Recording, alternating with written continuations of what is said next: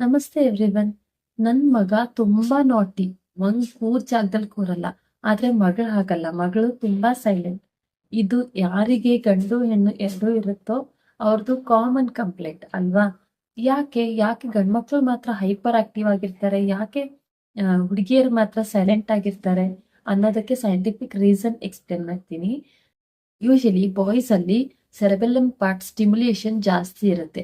ಈ cerebellum part ಅನ್ನೋದು which is related to gross motor skills. Gross motor skills ಅಂದ್ರೆ ನಾವೇನು ಕಲಿತೀವೋ, ಓಡಾಡೋದು, ಮೂಮೆಂಟು, ಇದೆಲ್ಲ ಏನ್ ಆಕ್ಟಿವಿಟೀಸ್ ಕಲಿತೀವೋ ಅದೆಲ್ಲ ಗ್ರಾಸ್ ಮೋಟಾರ್ ಮೈಲ್ ಸ್ಟೋನ್ಸ್ ಅಂತೀವಿ.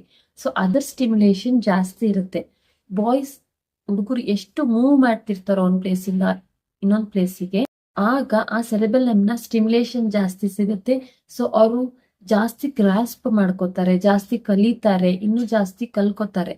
ಆದ್ರೆ ಯಾವಾಗ ಬಾಯ್ಸ್ ರೆಸ್ಟಿಂಗ್ ಪೊಸಿಷನ್ ಅಲ್ಲಿ ಹೋಗ್ತಾರೋ ಅವಾಗ ಅವ್ರ ಬ್ರೈನಿಗೆ ಬ್ಲಡ್ ಸರ್ಕ್ಯುಲೇಷನ್ ಫ್ಲೋ ಕಮ್ಮಿ ಆಗುತ್ತೆ, ಸ್ಟಿಮ್ಯುಲೇಷನ್ ಕಮ್ಮಿ ಆಗುತ್ತೆ. ಅವಾಗ ಅವರು ಗ್ರಾಸ್ಪ್ ಮಾಡ್ಕೊಳಕ್ ಸಾಧ್ಯ ಆಗಲ್ಲ. ಸೊ ಬಾಯ್ಸ್ ಎಷ್ಟು ಮೂವ್ ಮಾಡ್ತಿರ್ತಾರೋ ಅಷ್ಟು ಹೊಸದ್ ಕಲಿತಾರೆ, ಅಷ್ಟು ಗ್ರಾಸ್ಪ್ ಮಾಡ್ಕೋತಾರೆ. Compare to girls brain, boys brains cerebellum stimulation ಜಾಸ್ತಿ ಇರುತ್ತೆ. ಹಾಗಾಗಿ ಗಂಡ್ಮಕ್ಳು ಹೈಪರ್ ಆಕ್ಟಿವ್ ಆಗಿರ್ತಾರೆ, ಸ್ಪೆಷಲಿ ಚೈಲ್ಡ್ಹುಡ್ ಅಲ್ಲಿ.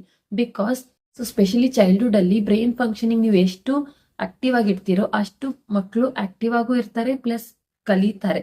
ಸೊ ಇನ್ಮೇಲೆ ನಿಮ್ ಮಕ್ಕಳು, ಸ್ಪೆಷಲಿ ಗಂಡ್ ಮಕ್ಳು ಹೈಪರ್ ಆಕ್ಟಿವ್ ಆಗಿದ್ರು, ಜಂಪ್ ಮಾಡ್ತಿದ್ರು, ಓಡಾಡ್ತಿದ್ರು ಅಂದ್ರೆ ಅವರು ಗ್ರಾಸ್ಪ್ ಮಾಡ್ಕೋತಿದ್ದಾರೆ, ಕಲಿತಾರೆ ಎಕ್ಸ್ಟ್ರಾ ಅಂತ ಅರ್ಥ.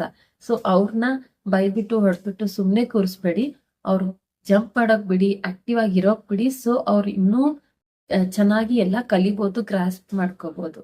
Thank you.